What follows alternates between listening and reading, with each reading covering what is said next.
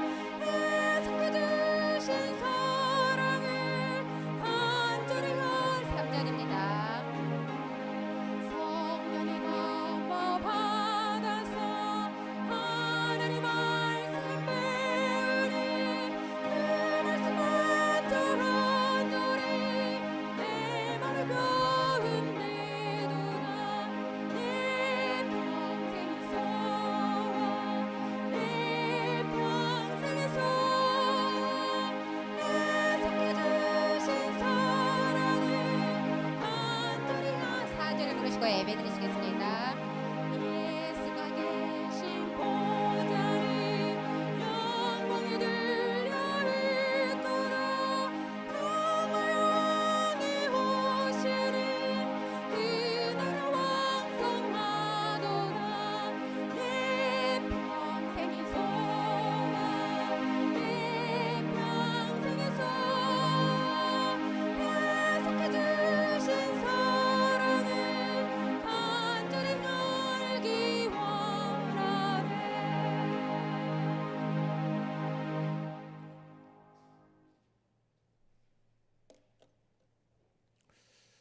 오늘은 사순절 네 번째 주일입니다. 이제 다 같이 경건한 마음으로 묵도드림으로 하나님 앞에 거룩한 예배를 드리겠습니다.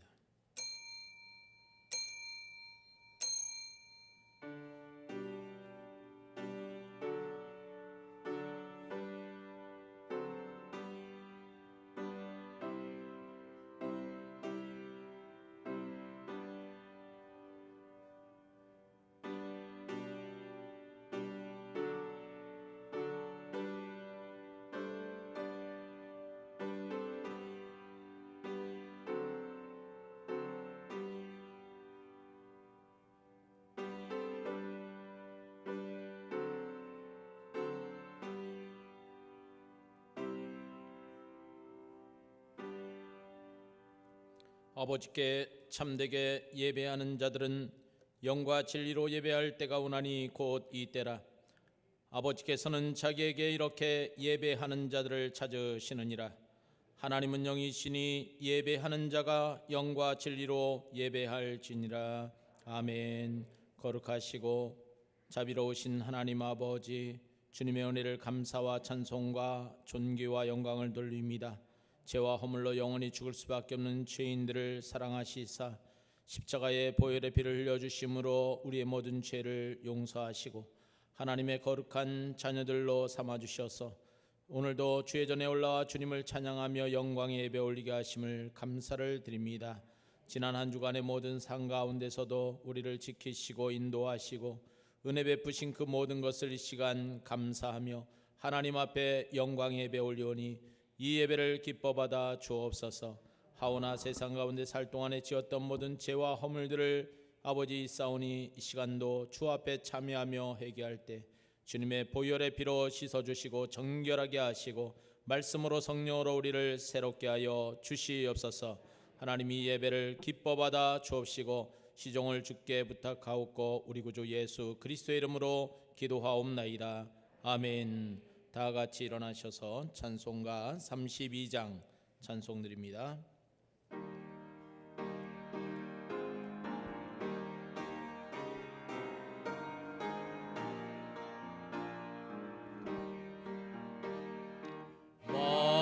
만유의 주제 존귀하신 예수 사람이 되신 하나님 나 사모하여 영원히 섬길 내 영광 되신 주로다.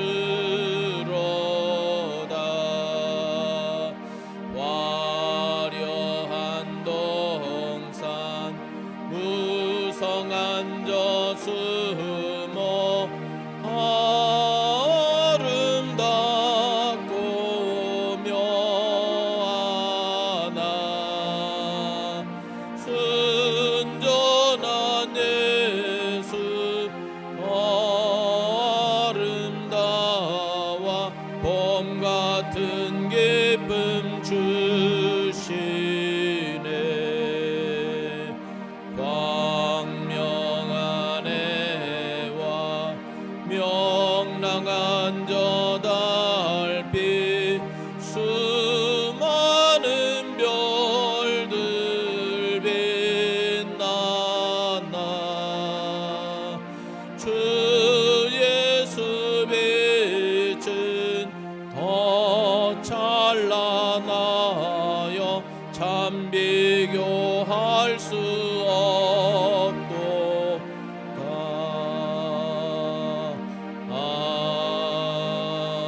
아멘. 교동문은 127번 사순절 네 번째 주간의 말씀입니다.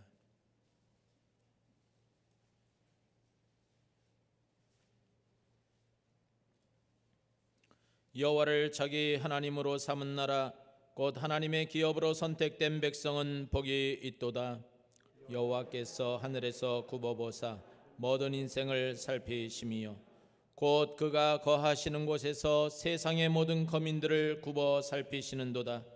그는 그들 모두의 마음을 지으시며 그들이 하는 일을 굽어 살피시는 이로다. 많은 군대로 구원 얻은 왕이 없으며 용사가 힘이 세어도 스스로 구원하지 못하는도다. 우리 영혼이 여호와를 바라며 그는 우리의 도움과 방패시로다. 우리 마음이 그를 즐거워하며 우리가 그의 성호를 의지하였기 때문이로다. 여호와여 우리가 주께 바라는 대로 주의 인자하심을 우리에게 베푸소서. 아멘. 사도신경으로 신앙 고백드립니다. 나는 전능하신 아버지 하나님 천지의 창조주를 믿습니다. 나는 그의 유일하신 아들 우리 주 예수 그리스도를 믿습니다. 그는 성령으로 잉태되어 동정녀 마리아에게서 나시고 본디오 빌라도에게 고난을 받아 십자가에 못 박혀 죽으시고 장사된 지 사흘 만에 죽은 자 가운데서 다시 살아나셨으며 하늘에 오르시어 전능하신 아버지 하나님 우편에 앉아 계시다가 거기로부터 살아있는 자와 죽은 자를 심판하러 오십니다. 나는 성령을 믿으며 거룩한 공교회와 성도의 교제와 죄를 용서받는 것과 몸의 부활과 영생을 믿습니다. 아멘. 자리에 앉으셔서 찬송가 259장 찬송 드립니다.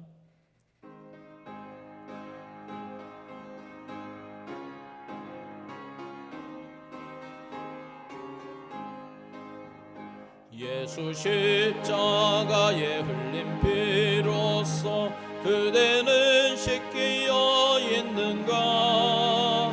더러운 죄에게 하는 능력을 그대는 참으지 않은가? 예수의 보혈로 그대는 씻기어 있는가? 마음속에 여러 가지 죄악이 깨끗이 씻기어 있는가? 주 예수와 밤낮으로 늘 함께 그대는 행동을 하는가? 아무 때나 어디서나 그대는 십자가 붙들고 있는가? 예수의 보혈로 그대는 씻기어 있는가? 마음속에 여러 가지 죄악이 깨끗이 씻기어 있는가? 주님 예수 다시 올 때 그대는 영접할 예복이 있는가? 그대 몸은 거룩한 곳 천국에 들어갈 준비가 됐는가? 예수의 보혈로 그대는 씻기어 있는가?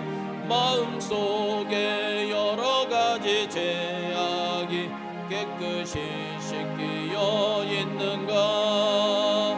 모든 죄에 더러워진 예복을 주 앞에 지금 다 벗어서 샘물같이 솟아나는 보혈로 눈보다 더 이게 씻으라. 예수의 보혈로 그대는 씻기어 있는가? 마음속에 여러 가지 죄악이 깨끗이 씻기어 있는가? 시간 예배를 위해서 정랑 권사님 기도해 주시겠습니다.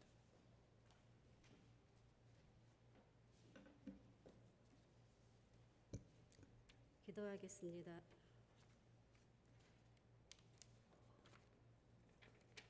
생명이 근원이 되시는 하나님 아버지, 저희를 사랑하사 하나님의 거룩한 백성으로 살아가게 하시고 영원한 생명을 주심을 감사드립니다.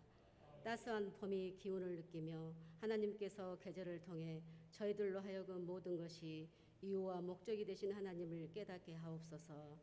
아무리 겨울이 춥다 해도 생명의 근원이신 하나님을 마침내 봄에 오게 하시고 저희들을 새롭게 하시는 분임을 압니다. 오늘도 예배를 통하여 우리 성도들이 풍성한 은혜 넘치는 시간 되게 하옵소서.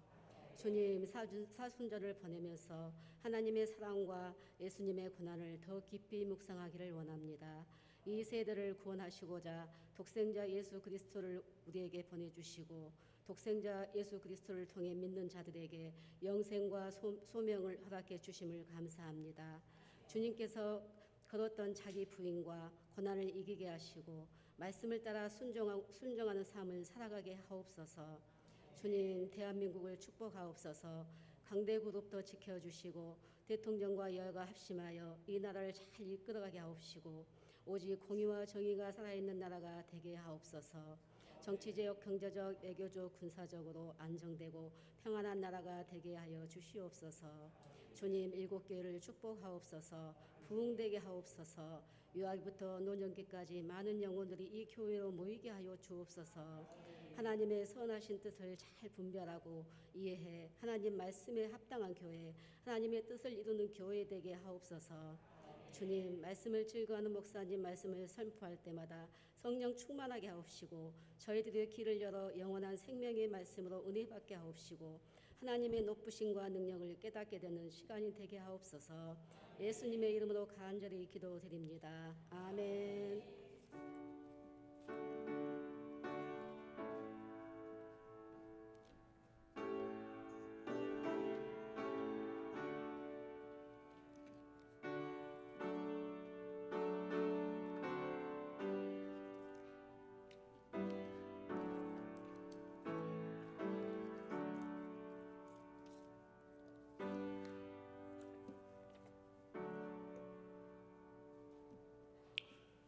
오늘 이 시간 하나님께서 우리에게 주시는 말씀은 신약성경 로마서 2장 1절로 11절까지의 말씀입니다. 로마서 2장 1절로 11절까지의 말씀입니다.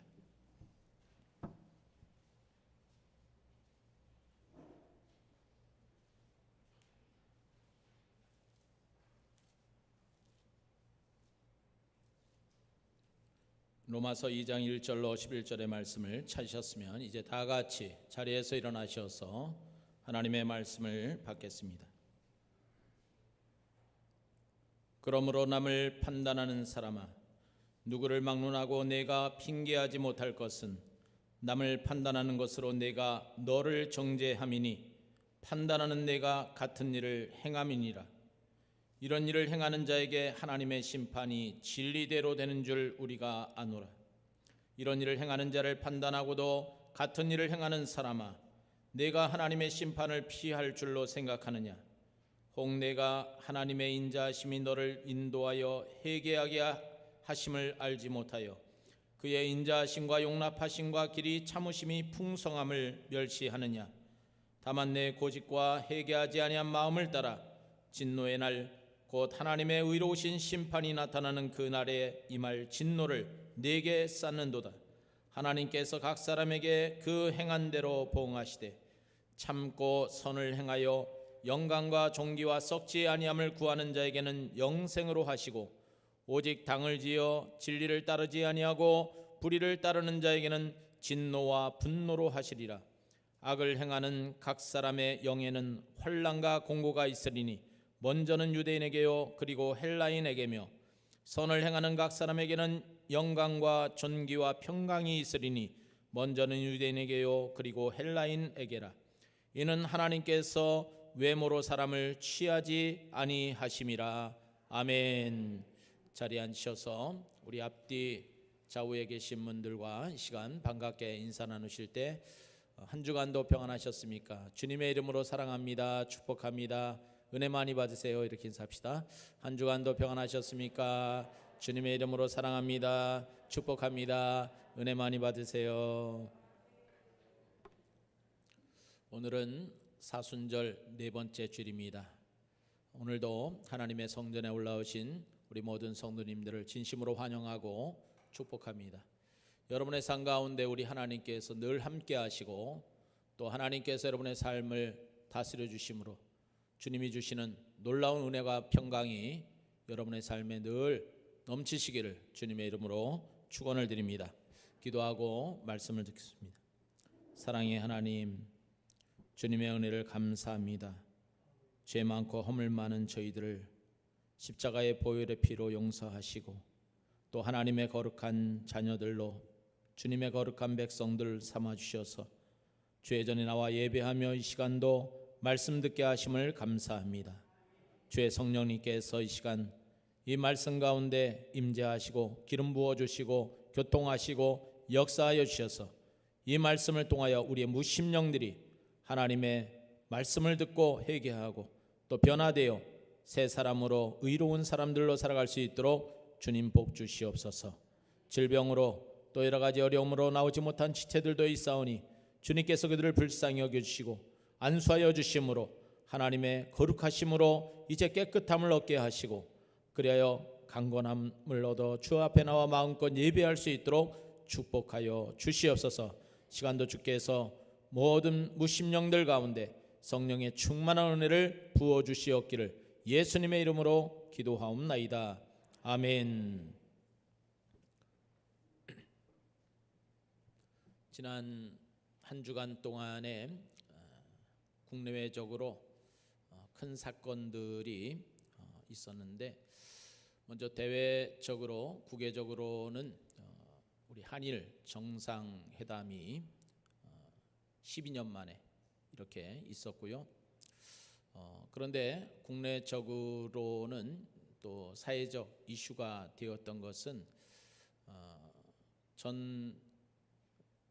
전두환 전 대통령의 손자라고 하는 전우원 씨가 자신의 SNS 인스타그램과 또 유튜브 라이브 생방송을 통해서 그 전 씨 일가의 그런 호화로운 생활과 또 여러 가지 범죄 사실들, 또 자신의 지인들의 그런 성범죄나 마약에 관한 그런 범죄 사실들을 고발했던 것, 이것이 사회적으로 굉장한 파장과 또 반향을 일으킨 것이 사실입니다. 그는 자신의 인스타그램을 통해서 전두환 전 대통령이라는 수치스러운 사람의 손자이자 전재용이라는 악마 같은 사람의 아들이다 라고 자신을 소개를 하고, 자신의 가족들이 행한 그 범죄 사기 행각을 밝히기 위해서 이 동영상을 찍게 됐다, 이렇게 이야기를 하면서 자신의 죄를 포함해서 자기 자신도 마약과 성범죄 또 입시 사기의 범죄를 저지른 사람이라고 이야기를 폭로를 하면서 자기 죄를 포함해서 모든 이들의 죄를 세상에 알리겠다, 이렇게 이야기하고, 자신의 어떤 그 신원을 확인할 수 있는 그런 증명서나 또 사진들, 어렸을 적에 이제 그 자기 할아버지랑 찍은 그런 사진들, 또 자신의 그 연희동 그 전두환 씨 자택에 있는 스크린 골프장, 거기서 스크린 골프를 치는 그 이순자 씨의 어떤 그런 영상들, 사진들, 이런 것들을 이렇게 증거로 이야기를 하면서 29만 원밖에 없다던 이런 그 가족이 자녀의 초호화 결혼식을 행했다, 또 그 자택에 여러 가지 이런 스크린 골프장, 또 작은 수영장, 또 농구장, 이런 것들까지 있는 것들을 이렇게 쭉 이야기를 하면서 과거에 그 호텔 식당을 통째로 이렇게 빌려가지고 가족들이 식사를 이렇게 하는 것이 연일 그것이 아주 예사로 다반사로 있었고, 그리고 주일마다 또 학교 그 시설 체육관을 빌려가지고 배드민턴을 치고 국가대표까지 이렇게 불러가지고 배드민턴을 치고, 그리고 그들이 돌아갈 때는 또 수백만 원씩 이렇게 용돈을 주었다 등등. 그리고 자기 어머니가 과거에 그 어떤 그 연희동 자택에 그 금고를 이렇게 그것을 보고는 열어보고는 너무나 이렇게 놀랐다는 거, 너무나 많은 돈이 이제 거기에 상상할 수 없는 돈이 있어가지고 놀랐다 등등 여러 가지를 이렇게 폭로를 하고 있습니다. 그는 가족들로부터 5.18은 폭동이고 자신들이 도리어 피해자다라고 하는 식으로 그런 세뇌 교육을 어려서부터 받았고, 전두환은 그 과정에서 민주주의를 수호한 인물이라고 하는 그런 교육도 받았다고 합니다. 그러나 그는 이렇게 말했습니다. 전 제 할아버지가 학살자라고 생각합니다. 그리고 그는 저희의 나라를 지킨 영웅이 아니라 범죄자라고 생각합니다 라고 그가 이렇게 밝힙니다. 그에 대해서 그 아버지 전재용 씨는 얘가 지금 좀 아프다, 또 이렇게 치료를 받고 있고 이렇게 아파서 이런 것이다 라고 하면서 이게 다 자기 잘못이다, 이렇게 이야기를 했는데, 오히려 이 아들은 나는 그 전에 치료를 받았지만 이제 이렇게 건강한 사람으로 이렇게 복귀를 했다고 이제 병원 진단서 이런 것들을 막 밝히면서 그렇게 유튜브 방송을 이어갔습니다. 그리고 마지막에는 자신도 이제 범죄자가 돼서 잡혀가겠다. 그래서 자수를 해서 한국에 와서 이렇게 자신의 모든 것을 이렇게 밝히겠다 하면서 직접 그 마약을 이렇게 투약을 하다가 이제 그 유튜브 생방송들을 지켜보고 또 지인의 그런 고소를 통해 가서 미국의 그 경찰들에게 또 구급대원에게 체포되어서 병원으로 급히 옮겨가게 되고 그리고 그 방송이 이렇게 종료되게 됩니다. 그 유튜브 방송의 그 아래에 개인의 그 닉네임이 있는데 거기를 예수 그리스도라고 이렇게 적혀 있어요. 아마도 이 아이가 신앙을 가지고 있고 그리고 자신이 이렇게 고백을 합니다. 죄책감도 있지만 무엇보다도 기독교적인 신앙의 그 이유도 있고 또 양심의 가책을 느껴오다가 이번이 마지막 기회라고 생각하고 이렇게 폭로를 했다.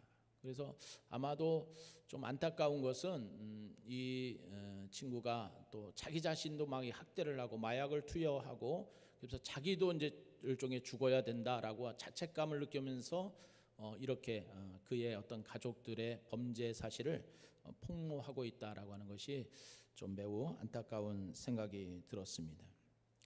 그에 대해서 그 아버지인 그 전재용 씨의 입장이라고 하는 것은 그것은 다 이제 터무니없는 주장이고 비자금도 만약에 그렇다면 자기가 다 책임질 문제고 그리고 해외 도피 이민에 대한 어떤 의혹도 사실이 아니고 또 5.18 민주화 운동에 대해서는 그가 이제 정치적 견해는 다를 수 있다 등등으로 이렇게 사과하지 않고 무슨 말을 하겠는가, 아버지가 돌아가신 마당에 무슨 말을 하겠는가, 하나님의 공의대로 심판하실 것이다, 이런 정도로 그가 밝히고 있습니다.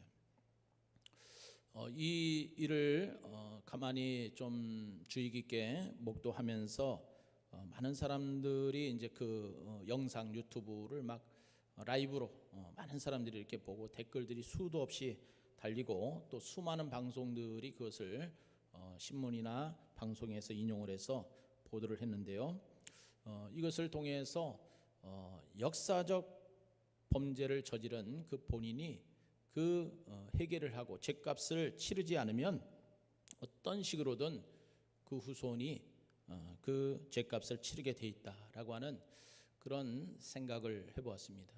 그리고 이 노태우 전 대통령과는 달리 전두환 전 대통령은 끝까지 그런 자신의 잘못에 대해서 사과하고 회개하지 않고 그렇게 죽었던 것, 죽기 전에 진정으로 좀 참회를 하고 또 사과를 하고 이렇게 했더라고 한다면 얼마나 좋을까, 그런 생각을 하는데 끝까지 결국은 역사가 심판할 것이고 하나님께서 이 모든 일을 심판하실 것이라 생각이 됩니다. 오늘날 많은 사람들이 가지고 있는 문제는 자기의 그런 잘못, 죄악들을 깨닫지 못한다는 것에 있습니다.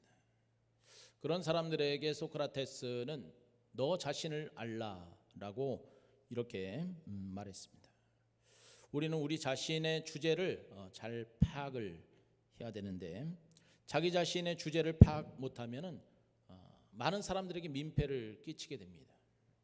부모님에게 또 친구들에게 형제들에게 민폐를 끼치게 되는 거예요. 착각은 자유지만 주제 파악이 중요하다는 거예요. 자기 자신이 나는 어떤 사람인가, 나는 지금 어느 정도 능력이 있고 어느 정도 할 수 없고 이런 것들을 잘 알고 있어야만 민폐를 끼치지 않는다는 거예요. 또 한 가지 문제는 죄를 지었으면 성찰하고 반성하고 또 회개해야 하는데 오히려 지금 문제는 그것을 적반하장식으로 나온다는 데 문제가 있다는 거예요. 내로남불이라는 말이 요즘만큼 해자된 적이 얼마나 있었을까? 왜 죄를 짓고도 반성하지 않을까? 그럼 그 이유가 뭘까 하는 거예요. 아마도 그것을 고백하게 되면은 잃어버려야 할 것이 너무나도 많기 때문이 아닌가, 그렇게 생각하기 때문에 아마도 그렇게 오히려 변명으로 일관하고 그리고 모든 것을 침묵으로 이렇게 또 일관하는 것이 아닌가 생각을 합니다. 그러나 오히려 정반대라고 할 수 있습니다. 이번에 이 전우원 씨의 그 가족들과 또 지인들의 그 범죄 행태의 고발과 또 자신의 어떤 그런 모습에 대해서 이제 회개를 하는 거죠. 회개를 하면서 자기도 죄인이다, 나도 범죄자다 하면서 죄송하다고 계속 머리를 조아리는 어떤 그런 모습들을 보면서 댓글들도 다 보면은 이제 동정하는 거예요. 그 사람을 동정하고 격려하고 용기를 주고 뭐 그 용기 있는 그런 행동이다 이렇게 하면서 격려하는 것들이 대다수였습니다. 저도 그것을 보면서 참 저분이 불쌍하다, 측은하다, 안타깝다. 제가 왜 저렇게 망가졌을까? 그리고 어떻게 자기 가족이나 이런 비리나 그런 범죄 사실을 저렇게 처절하게 그렇게 말할 수밖에 없는 그런 이유가 뭘까라고 하면서 매우 안타깝고 측은하다는 그런 생각이 들었습니다. 그것을 또 보면서 하나님도 우리 보실 때 그렇게 생각하겠구나. 하나님께서 우리가 하나님 앞에 그렇게 처절하게 또 눈물로 그렇게 하나님 앞에 진실함으로 회개할 때 하나님께서 우리를 불쌍히 여기시겠구나. 하나님께서 우리를 긍휼히 여기시겠구나. 그래서 그 하나님은 동이 서에서 먼 것 같이 우리의 죄가를 멀리 옮기셨으며 안개에 빽빽한 것이 사라진 같이 우리의 모든 죄를 기억하지도 않고 사라지게 하신다고, 용서하신다고 그렇게 말씀하고 계십니다. 여러분, 하나님 앞에 진실로 참회하면 하나님께서 우리의 죄를 용서해 주시는 줄로 믿습니다. 2007년에 이창동 감독님의 그 영화 감독 이창동 감독이 만든 그 작품 밀양이라고 하는 그런 영화가 있어요. 밀양, 우리 경상도의 밀양이라고 하는 그 도시를 배경으로 해서 이루어진 것이기도 하지만 그 밀양이라는 말이 은밀할 밀자에다가 변양자예요. 그러니까 은밀한 햇볕이다. 그래서 영어 제목으로는 Secret Sunshine 이렇게 그렇게 번역을 하고 있어요. 실제로. 그런데 이제 거기 배우 전도연 씨하고 송강호 씨가 주연으로 이렇게 등장을 하지 않습니까?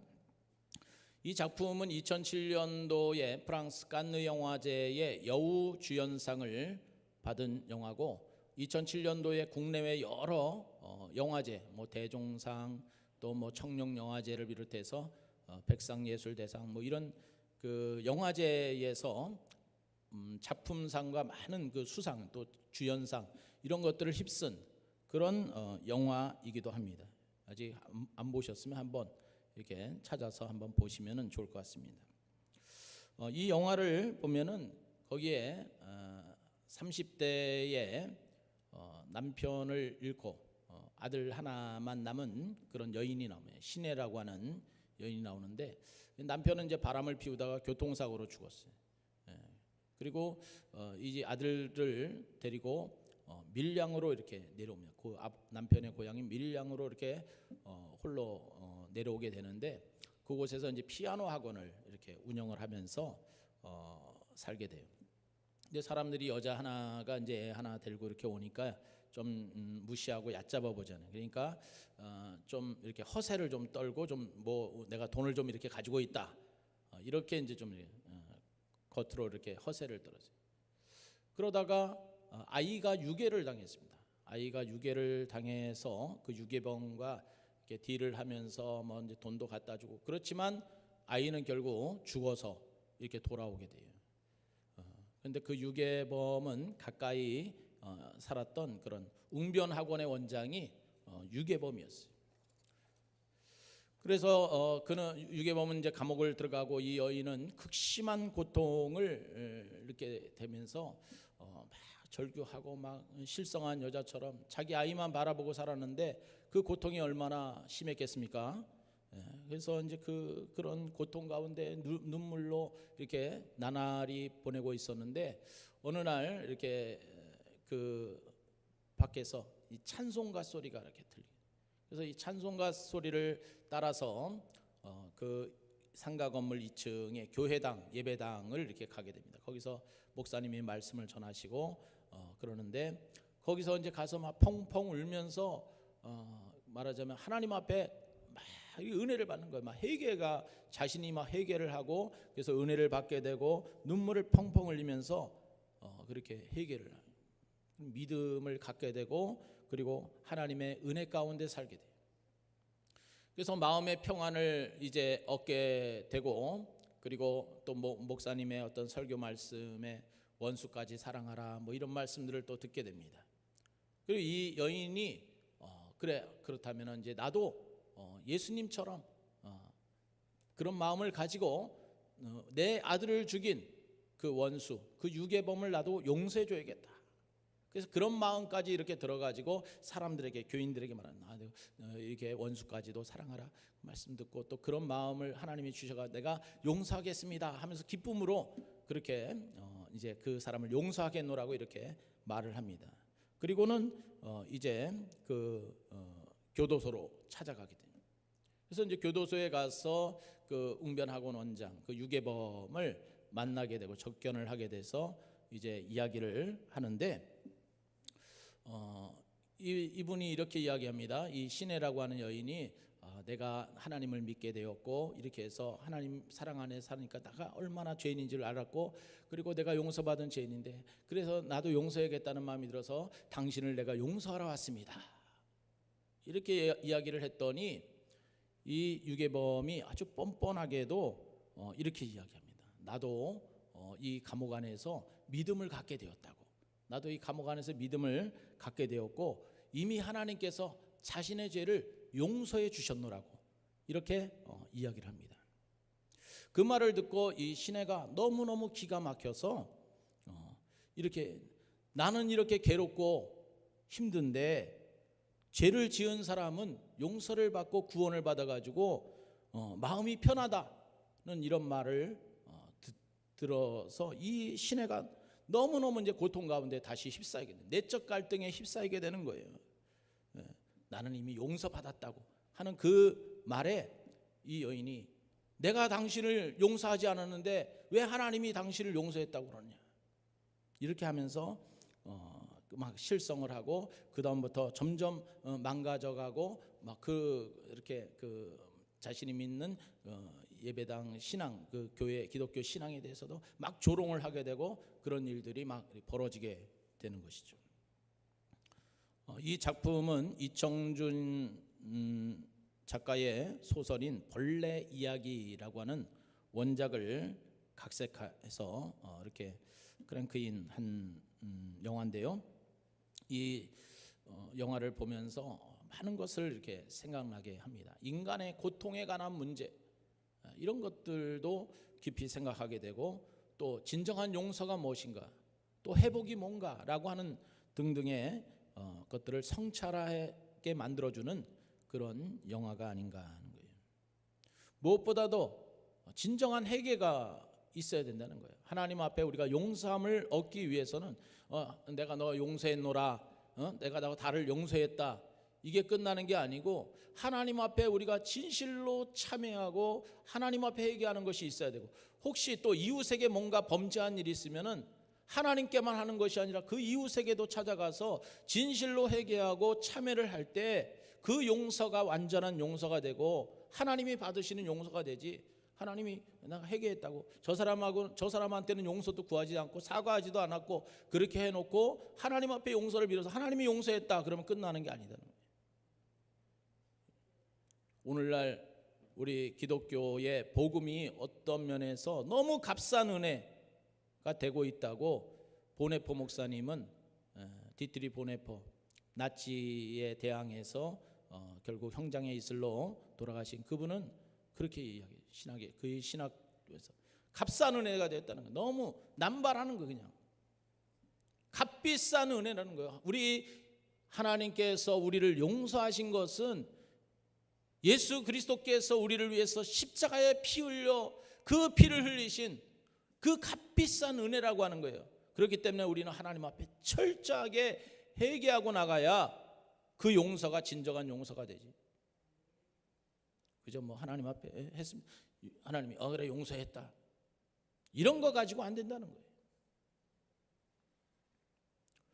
오늘의 로마서의 말씀은 먼저 로마서 1장에서 사도 바울은 하나님을 떠난 이방인들, 즉 예수 믿지 않는 그런 사람들의 죄악을 먼저 고발을 합니다. 1장 18절부터 1장 마지막 절까지 보면은 그들이 하나님을 알만한 것들을 하나님께서 보이셨음에도 불구하고 그들이 어떤 여러 가지 형상들, 우상들 이런 것들에 쫓아가지고 이렇게 그것에 끌려다니고 그리고 결국 그 일들로 서로 몸이 욕되게 해가지고 남자와 여자가 이렇게 순리대로 쓸 것을 바꿔서 영리로 쓰고 남자가 남자끼리 뭐 이런 어떤 동성애와 같은 이런 일들, 이런 악에 빠져 있다는 거예요. 그래서 하나님께서 그 모든 것을 다 내버려 두셨어. 그들의 어떤 악행에 대해서 내버려 두셔가지고 1장 24절에 보면 29절에 보면 곧 모든 불의, 추악, 탐욕, 악의가 가득한 자요, 시기, 살인, 분쟁, 사기, 악독이 가득한 자요, 수군수군하는 자요, 비방하는 자요, 하나님께서 미워하시는 자요, 능욕하는 자요, 교만한 자요, 자랑하는 자요, 악을 도모하는 자요, 부모를 거역하는 자요, 우매한 자요, 배약하는 자요, 무정한 자요, 무자비한 자라. 그러니까 이런 하나님 없이 살아가는 사람들의 이런 악행, 불의함에 대해서, 그들의 죄상에 대해서 이렇게 폭로를 하고 고발을 하고 있는 거예요. 그들이 하나님 없이 살아가기에 이런 악한 일을 이렇게 서슴없이 저지르고 있다라고 하는 것을 이방인들의 죄에 대해서 1장에서 이렇게 고발을 합니다. 그런데 2장은 하나님을 믿고 살아가는 사람들에 대해서 또 말합니다. 특별히 유대인들에 대해서 이야기하는 거예요.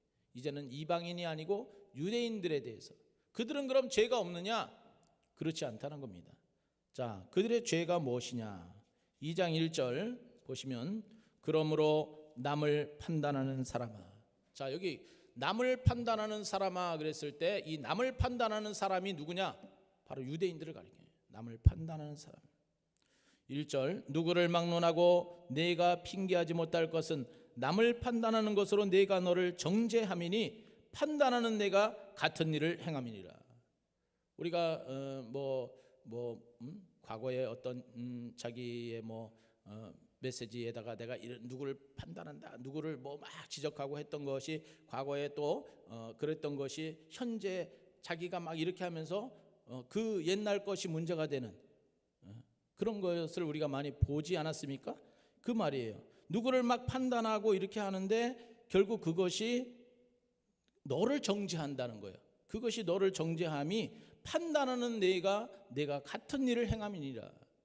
그러니까 내로남불 같은 그런 일들이 벌어지고 있는 거예요. 과거에 자기는 막 그거에 대해서 비판을 하고 막 이렇게 했는데 지금 똑같은 자기 그 일을 자기가 하고 있는 거예요. 그래서 그것으로 내가 너를 정죄한다. 지금 그 말씀을 하고 있는 거예요. 유대인들의 모습이 바로 그와 같다는 겁니다.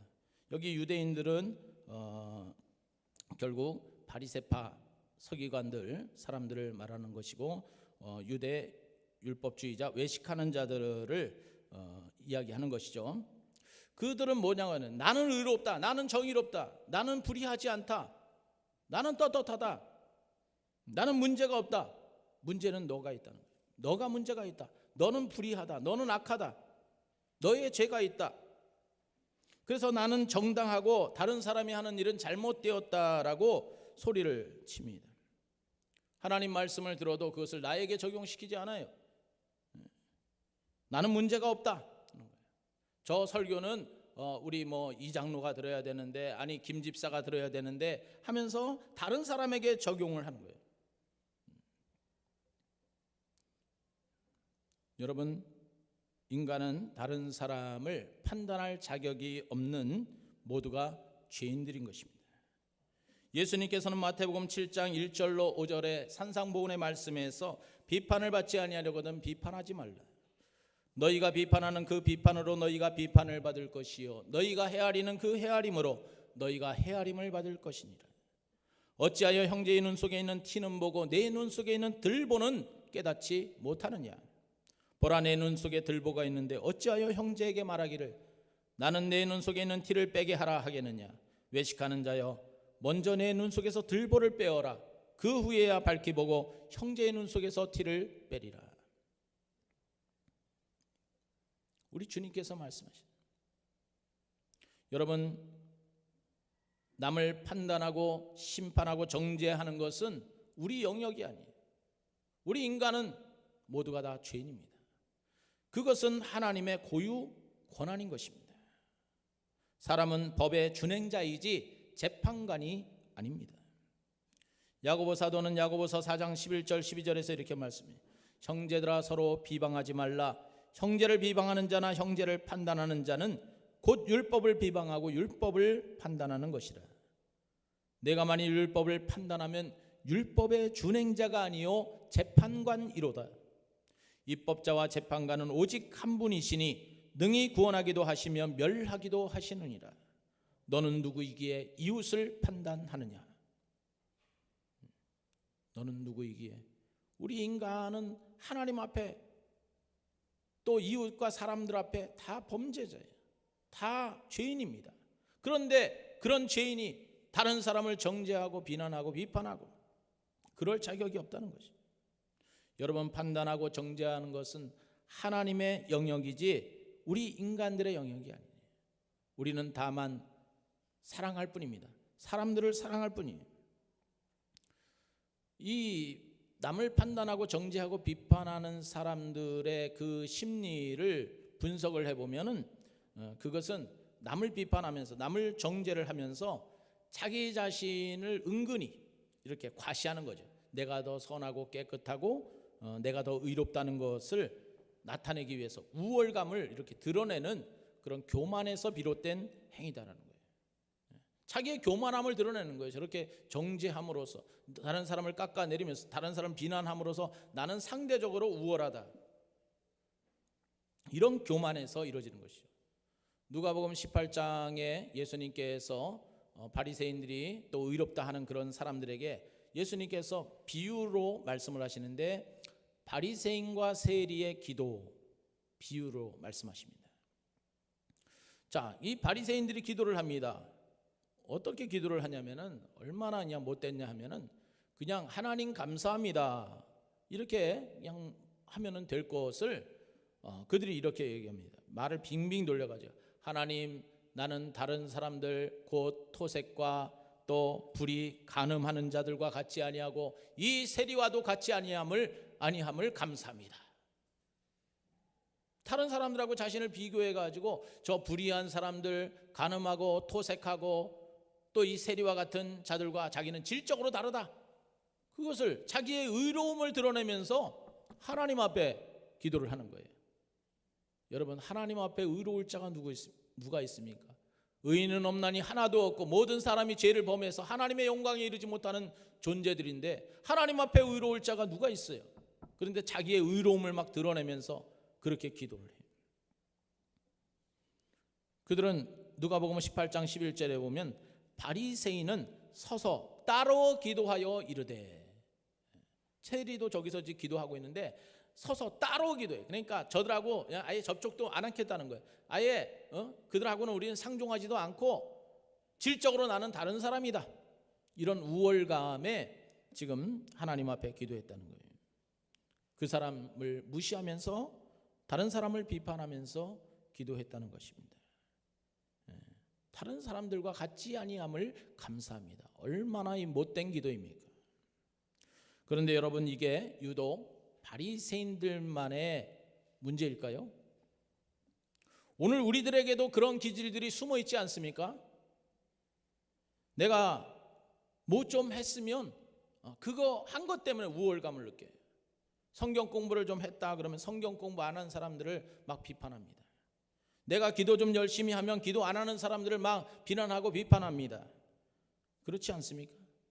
전도 좀 몇 사람 했으면 어떻게 직분자가 돼서 장로가 돼서 권사가 돼서 뭐 직분자가 돼서 전도도 안 하느냐? 내가 새벽기도 좀 했으면 새벽기도 안 나가는 분들을 보면서 마음속으로 우월감을 이렇게 느낀단 말이에요. 바로 바리새인과 같은 생각에 우리가 사로잡힐 수가 있단 말이에요. 여러분, 사람은 누구나 약점이 있고 허물이 있고 죄가 있습니다.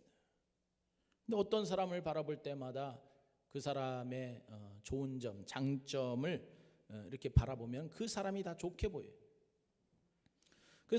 그런데 아무리 좋은 사람도 약점이 있고 단점이 있기 때문에 그 사람의 그 허물과 약점만 돋보기를 갖다 대고 그걸 확대해서 보면 어떤 사람도 좋은 사람이 될 수 없습니다. 두 사람의 남녀가 서로 사랑해서 결혼을 하고 부부가 이렇게 한 가정을 이룹니다. 사랑하기 때문에 사랑의 눈으로 상대방을 바라볼 때는 눈에 눈꺼풀 사랑의 눈꺼풀이 이제 씌어가지고 그렇게 볼 때는 모든 게 다 아름다워 보이는 거죠, 그죠? 그래서 허물도 단점도 다 묻어주고 이해해주고 그렇게 돼요. 그럴 때 그 부부의 사랑이 점점 더 커지게 되는 것입니다. 그러나 나의 간점을 가지고 상대방의 약점을 지적하고 단점을 지적하면서 계속해서 부딪히게 되면은 아무리 좋은 남녀가 만났다 할지라도 그 부부는 오래가지 않아 곧 깨지고 말 것입니다. 여러분, 인간관계가 이와 같은 겁니다.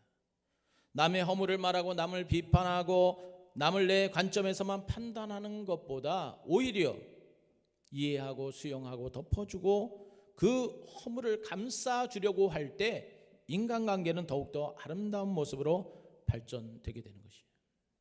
부부도 마찬가지.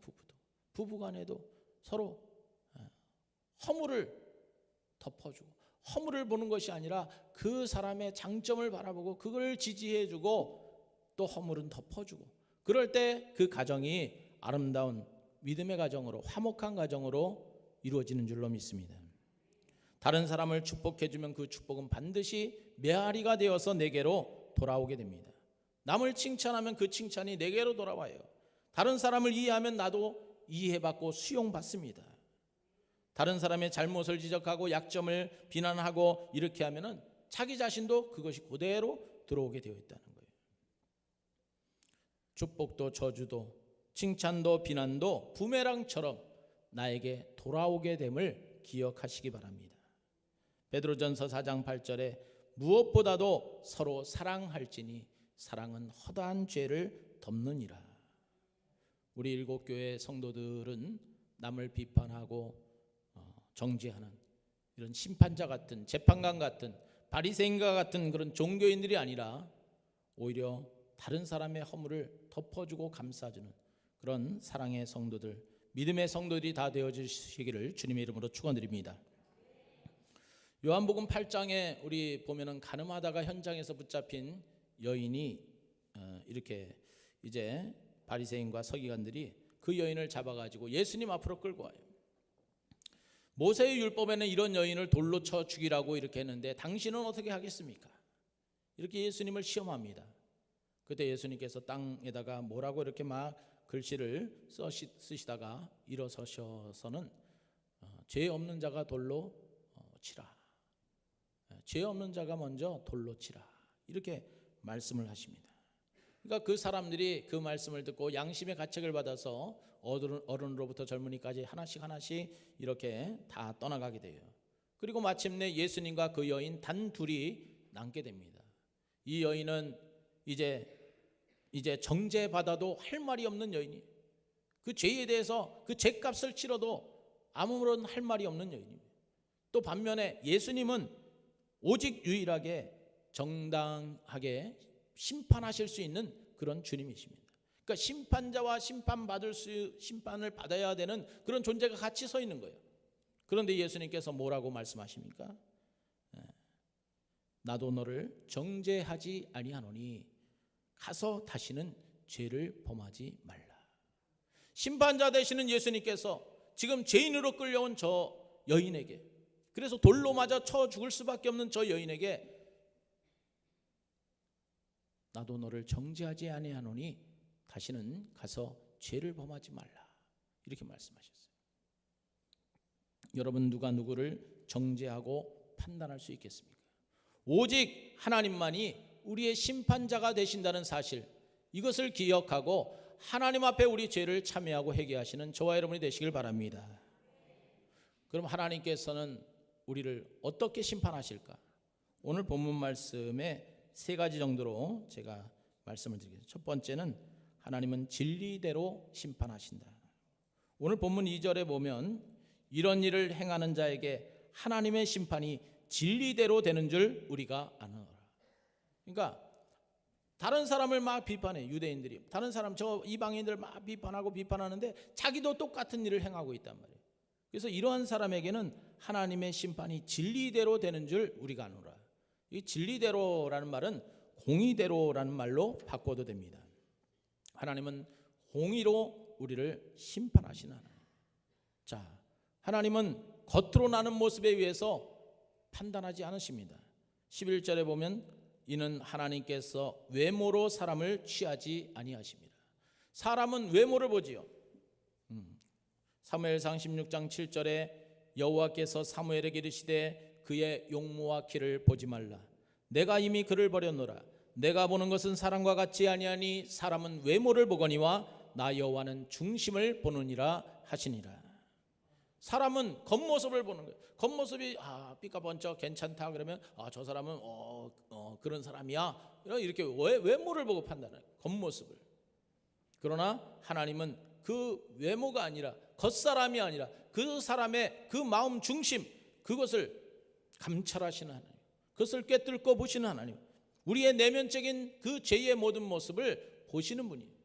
그러므로 하나님은 진리로 심판하신다는, 공의로 심판하신다는 거예요. 사람들의 재판은 이게 실수할 수도 있어요. 잘못될 수도 있어요. 그러나 하나님은 공의로 심판하시기에 잘못된 심판을 하지 않아요. 두 번째로 하나님은 행한 대로 심판하신다는 거예요. 본문 6절을 보시면 하나님께서는 각 사람에게 그 행한 대로 보응하시되 그랬습니다. 행한 대로 심판하시는 하나님. 그래서 7절 8절, 우리 7절 8절 같이 한번 읽겠습니다. 시작. 참고 선을 행하여 영광과 존귀와 썩지 아니함을 구하는 자에게는 영생으로 하시고 오직 당을 지어 진리를 따르지 아니하고 불의를 따르는 자에게는 진노와 분노로 하시리라. 아멘. 참고 선을 행해서 영광과 존귀와 썩지 아니함을 구하는 자에게는 영생으로 보응해 주신다. 반면에 오직 당을 지어, 무리를 지는, 악한 무리를 지어가지고 진리를 따르지 아니하고 불의를 따르는 자에게는 진노와 분노로 하시리라. 바로 하나님은 행한 대로 보응하시는, 심판하시는 주님이시라는 거예요. 어떤 분들은 나는 뭐 4대째 기독교 집안의 사람이다, 모태신앙이고 뭐 어려서부터 교회에서 자랐고 주일학교도 다니고 뭐 결석도 안 하고 뭐 이런 것들을 얘기해요. 여러분, 집안에 쌓아놓은 성경책이 많이 있다는 이유 때문에 내가 성경 말씀대로 살고 있다 착각을 해서는 안 됩니다. 그냥 매주일 교회에 나오기 때문에, 그래서 예배에 참석하기 때문에 내가 그리스도인으로 제대로 살고 있다라고 착각해서는 안 됩니다. 주님께서 우리를 심판하실 때 우리가 성경책을 얼마나 많이 가지고 있느냐, 이걸로 우리를 심판하지 않으십니다. 또 우리가 몇 년 동안 교회에 출석했고 설교를 얼마나 많이 들었느냐라고 우리를 판단하지 않으십니다. 중요한 것은 얼마나 많은 말씀을 들었느냐가 아니라 그 말씀 앞에 우리가 어떻게 응답하고 살았는가, 그리스도인으로서 책임있게 어떻게 의롭게 하나님 앞에 살았는가, 그 행위로 하나님께서 우리를 심판하신다는 사실을 믿으시기 바랍니다. 그대로 하나님은 우리의 은밀한 것까지 심판하신다는 거예요. 16절에 보시면 이렇게 돼요. 곧 나의 복음에 이른 바와 같이 하나님이 예수 그리스도로 말미암아 사람들의 은밀한 것을 심판하시는 그날이라. 하나님은 우리의 은밀한 것까지 심판하시죠. 만약에 어떤 분이 자신의 어떤 일기장을 갖다가 우리 내면의 어떤 여러 가지 것들을 막 이렇게 적어놓은 고민과 번민 또 잘못한 것 뭐 이런 것들을 적어놓은 일기장을 누가 이렇게 봤다 그러면 그 사람 앞에 이렇게 떳떳하게 설 수 있는 사람이 있을까요? 그 하나님께서는 바로 나의 가장 은밀하고 비밀스러운 것들까지도 다 알고 계시고 그것을 심판하신다는 거예요. 그러므로 하나님 앞에 떳떳하게 설 수 있는 그런 사람은 아무도 없는 것입니다. 하나님은 우리의 은밀하고 비밀스러운 모든 죄악까지도 알고 계시기에 우리는 하나님 앞에 회개할 존재라는 거예요. 마태복음 23장 27절에서 예수님께서 화에 있을진저 외식하는 서기관과 바리새인들이여 해칠한 무덤 같으니 겉으로는 아름답게 보이나 그 안에는 죽은 사람의 뼈와 모든 더러운 것이 가득하도다. 그 송장이 시체가 지금 무덤 안에서 썩고 있는데 거기다 해칠을 하고 아름답게 해놨다고 해서 그 냄새가 안 나느냐 이거죠. 겉과 속이 은밀한 것까지 하나님께서는 다 꿰뚫어 보신다는 거예요. 그러므로 우리 마지막 심판날에 우리 모두는 하나님 앞에 벗겨진 존재로 하나님 앞에 이제 이 방어막 없이 하나님 앞에 온전히 심판받게 될 것이라는 거예요. 자, 이렇게 심판받을 존재라는 거예요. 그러므로 우리는 어떻게 되느냐? 우리 인간은 하나님 앞에 회개하는 것밖에 없다는 거예요. 자, 그런데 4절 보세요. 혹 내가 하나님의 인자하심이 너를 인도하여 회개하게 하심을 알지 못하여 그의 인자하심과 용납하심과 길이 참으심이 풍성함을 멸시하느냐. 자, 이 말이 무슨 말이냐면은 그래요. 하나님이 그럼 심판하시고 공의로 심판하시고 진리로 심판하시고 은밀한 것까지 그런 심판하시는데 그러면은 이렇게 지금 저 죄악한 사람들 왜 그냥 놔두고 저렇게 하느냐? 당장 쓸어버리고 그들을 심판하시고 이렇게 하시지 왜 그냥 놔두느냐? 자, 그거에 대한 답인 거예요. 하나님은 오래 참으시고 인자하신 그런 하나님이에요. 그래서 너를 회개해서 그래서 이렇게 너를 이제 회개토록 이렇게 하시기 위함인데 너가 지금 그걸 멸시하느냐? 하나님은 인자하시고 용납하심과 길이 참으심이 풍성하신 분인데 그것을 너가 지금 멸시하느냐? 하나님은 기다려주고 계신다는 거예요. 우리가 회개하기를 기다려주고 계신다는 거예요. 그래서 바로 독생자 아들을 우리를 위해서 내어주시지 않았습니까? 바로 우리가 하나님 앞에 회개하기를 기다리고 또 잘못했다고 또 그렇게 하나님 앞에 눈물로 회개하기를 기다리는 거예요. 오래 참으시는 거예요. 하나님이 심판하시려고 하면은 저 노아의 홍수 때처럼 다 심판할 수 있죠. 그러나 우리의 모든 죄가 너무나도 많은 우리의 모든 죄가 있음에도 불구하고 아직까지 남겨둔 것은 뭐냐? 회개토록 하기 위한 거예요.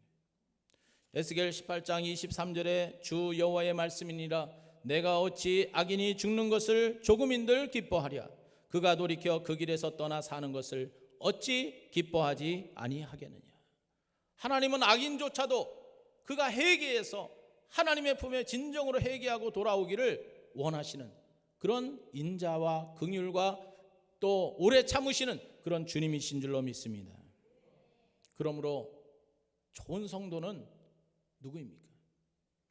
죄 안 짓는 사람이 좋은 성도가 아니에요. 모든 사람은 다 죄를 짓게 있어요. 육신을 입고 있는 한 우리 인간은 다 날마다 죄를 짓습니다. 생각으로 행동으로 말로 수도 없이 죄를 졌어요. 그렇기 때문에 진정한 성도는 죄 안 짓는 사람이 아니라 자기의 의를 드러내는 사람이 아니라 하나님 앞에 자신의 죄를 통회하면서 세리처럼 가슴을 치면서 하나님 내가 죄인입니다. 나를 용서해 달라고 그렇게 회개의 눈물로 하나님 앞에 회개하는 사람. 그 사람이 진실로 하나님 앞에 아름다운 사람, 믿음의 사람인 줄로 믿습니다. 하나님께서 바로 그 세리를 내가 그를 의롭다 하리라 말씀하고 있는 거예요. 세상 사람들이 볼 때는 세리는 어떠해요? 죄 지은 사람이에요. 저 사람 매국노고 모든 사람이 손가락질하고 그러는 사람. 그러나 그가 자신의 죄를 통회하면서 자복하면서 회개하면서 진실로 하나님 앞에 내가 죄인입니다라고 회개할 때 예수님 말씀하니 그가 의로움을 받았다는 거예요. 여러분 오늘 이 말씀을 통해서 우리가 여기에 또 한 가지 5절 다만 내 고집과 회개하지 아니한 마음을 따라 고집을 부리고 회개하지 않아 끝까지 고집 부리고 하나님 앞에 죄를 참여하지 않고 회개하지 않는 마음을 따라 진노의 날, 곧 하나님의 의로우신 심판이 나타나는 그날에 임할 진노를 내게 쌓는다. 끝까지 그냥 용서를 안 해. 끝까지 저거 안 해. 우리가 어렸을 적에 보면은 아이들 막 기를 때 보면요, 그렇잖아요, 그죠? 아이들을 뭐 잘못했어, 그럼 막 매를 탁 들으면 잘못했습니다. 그러면 이거 금방 끝나. 잘못했습니다. 그러면 다시 안 그러지 하면서 이제 금방 끝나는데, 끝까지 고집을 부리고 잘못했단 말도 안 하고 끝까지 계속 맞는 거예요, 그런 애들. 진노를 쌓는 거죠. 분을 쌓는 것이죠. 오늘 그 얘기를 하고 있습니다. 여러분, 길가에 떨어진 씨, 돌짝밭에 떨어진 씨, 가시덤불에 떨어진 씨, 이 강팍한 그런 마음을 가지고는 열매를 맺을 수가 없는 거예요. 옥토에 떨어진 씨처럼 묵은 땅을 기경해서 거기서 이렇게 막 해서 눈물로 하나님 앞에 참회하고, 옥토가 되어올 때 하나님 내가 죄인입니다, 옥토가 될 때 거기에 하나님의 복음이 떨어지고, 그 속에서 이제 로마서 8장의 그 말씀, 우리 8장 1절 말씀 한번 같이 읽겠습니다. 8장 1절 2절 다 같이 읽겠습니다. 아주 중요한 말씀이에요. 시작. 그러므로 이제 그리스도 예수 안에 있는 자에게는 결코 정죄함이 없나니, 이는 그리스도 예수 안에 있는 생명의 성령의 법이 죄와 사망의 법에서 너를 해방하였음이라. 아멘. 이 말씀이 이루어지는 거예요. 이 말씀이 그리스도 예수 안에 있는 자에게는 결코 정죄함이 없나니. 이 말씀 뭐예요? 그리스도 예수 안에서 십자가의 그 보혈의 피 흘리신 그것을 보면서 진실로 참회하고 회개하고 하나님 앞에 내가 죄인임을 알고 그렇게 나아가는 자, 그리스도 예수 안에 있는 자에게 결코 정죄함이 없다. 오늘 이 말씀을 통하여서 오늘도 저와 여러분들이 주님의 십자가를 바라보면서 이 사순절 기간에 진정한 참회와 회개를 통해서 죄 용서함의 은총을 받는 이 사순절 기간이 되시기를 주의 이름으로 축원을 드립니다. 기도하겠습니다. 사랑의 하나님, 감사합니다. 우리가 하나님 앞에 너무나도 엄청난 죄인임에도 불구하고 우리는 오히려 다른 사람을 정죄하고 비난하기에 바빴음을 고백합니다. 하나님, 우리의 교만과 우리의 모든 허물과 죄악들을 용서하여 주시옵소서. 하나님, 우리의 죄됨을 알고 주님 앞에 철저하게 우리의 모든 것을 죄악을 참회하며 회개하며 주님 앞에 십자가 앞에 서게 하시고, 그래야 주님이 주시는 놀라운 죄사함의 은총과 회복의 역사를 경험하며 기뻐하며 감사하며 주님 앞에 의로운 자들로 서게 하여 주시옵소서. 예수님의 이름으로 기도하옵나이다. 아멘. 찬송가 270장 찬송드립니다.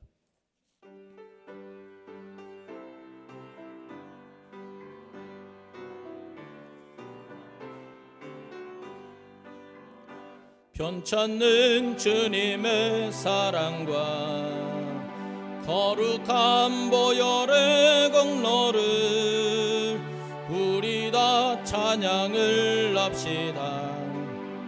주님을 만나볼 때까지 예수는 우리를 깨끗게 하시는 주시니, 그의 피 우리를 눈보다 더 희게 하셨네. 우리를 깨끗게 한 피는 무궁한 생명의 물일세. 생명의 구원을 받은 자 하나님 찬양을 합시다.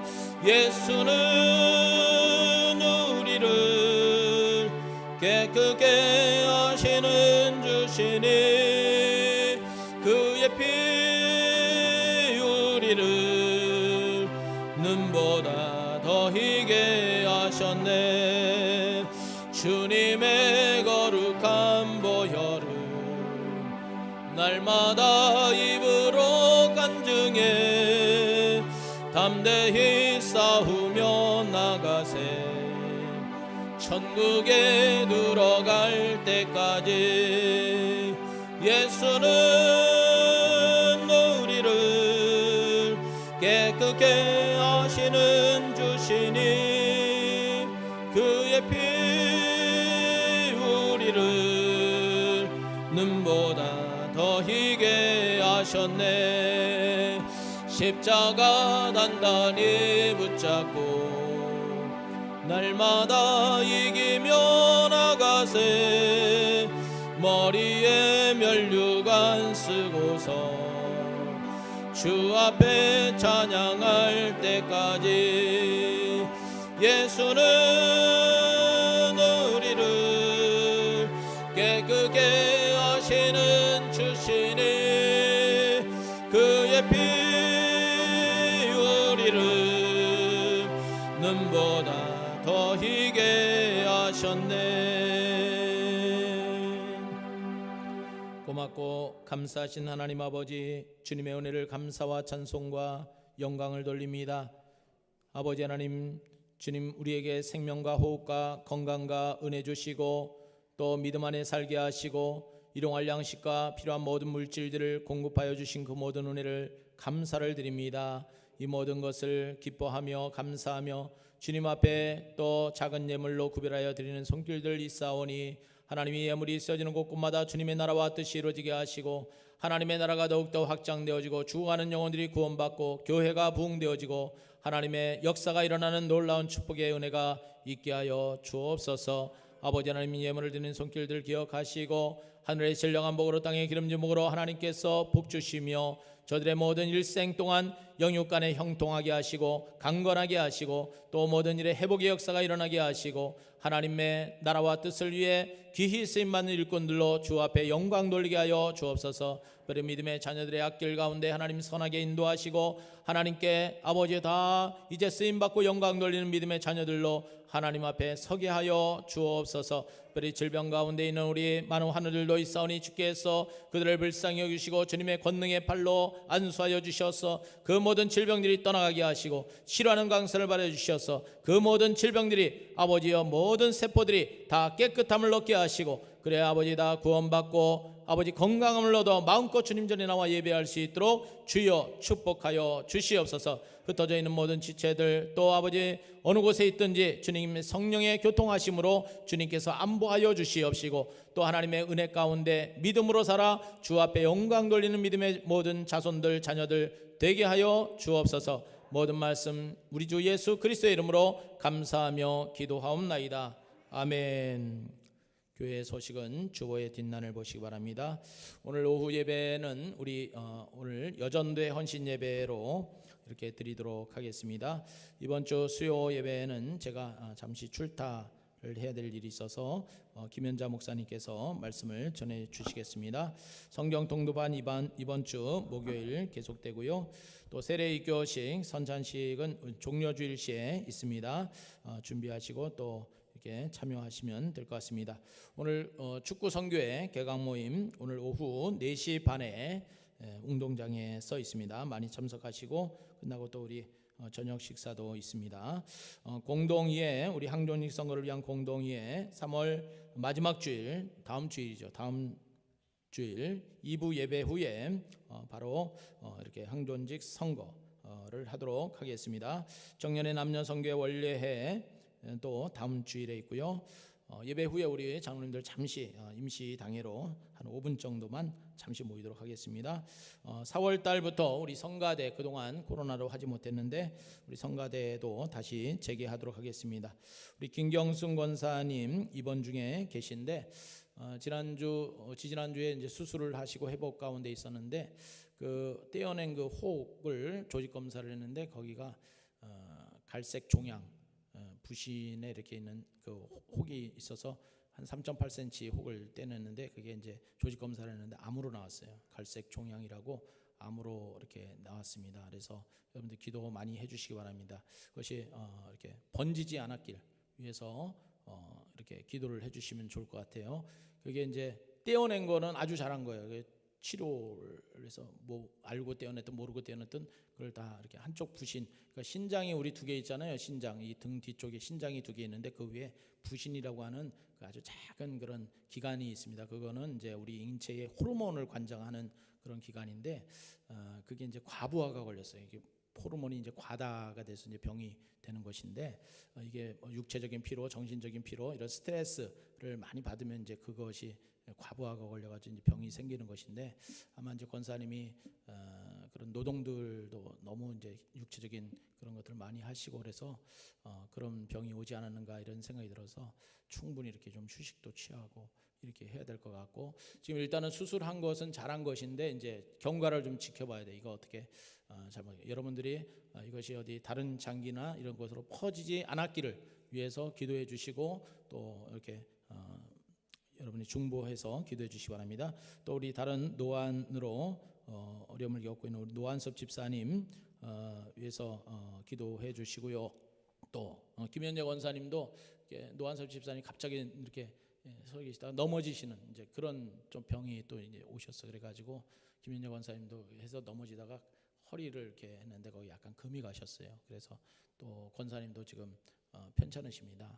두 분 위해서도 기도해 주시고, 또 우리 문규만 집사님도 이제 거동을 거의 못 하시고요. 그러고 이제 식사는 뭐 하신다고 하는데 그러고 있습니다. 그래서 기도해 주시고, 이순옥 권사님은 이제 요양원 가셨고, 우리 신경순 집사님 따님은 폐렴 증세, 코로나 이후에 폐렴 증세가 이게 있어가지고 말을 이렇게 못하는 지경까지 왔는데 지금은 조금 회복이 되셨대요. 위에서 기도를 해주시기 바랍니다. 3, 4월 목회계획 또 잘 보시고 차질 없이 준비해 주시면 감사를 드리겠습니다. 이제 나같이 일어나셔서 부흥이천 찬양 드립니다.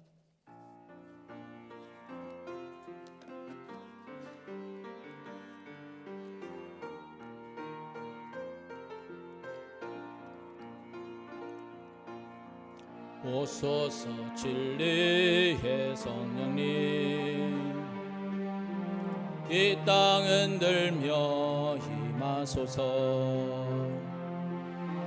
거짓과 탐욕 죄악에 무너진 우리 가슴 정케 하소서. 오소서 은혜의 성령님, 하늘 가르고 임하소서.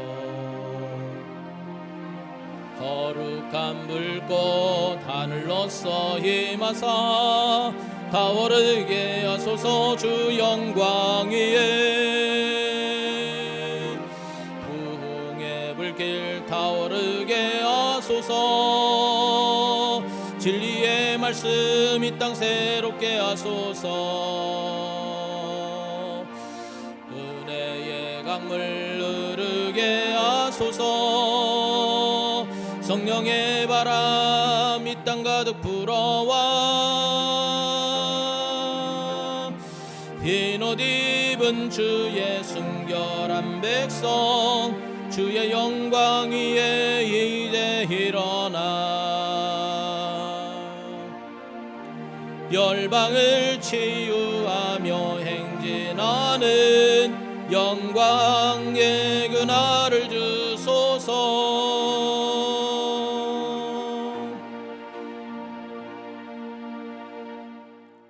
이제는 죄인을 구원하시기 위하여 십자가에 피 흘리신 구주 예수 그리스도의 은혜와 독생자 아들을 우리를 위해서 아낌없이 내주신 하나님 아버지의 그 극진하신 사랑하심과 오늘도 우리와 함께 하시며 교통하시며 동행하시며 승리케 하시는 성령님의 역사하심이 이제 우리의 죄인됨을 알고 주님 앞에 회개하며 또 하나님 앞에 죄사함의 은총을 받고 의로운 자들로 살아가기를 다짐하는 주의 모든 권속들 머리머리 위에, 또 이분들의 삶과 가정과 자녀들과 하시는 모든 일들과 장래 위에 지금부터 영원까지 함께 하옵시기를 간절히 축원하옵나이다.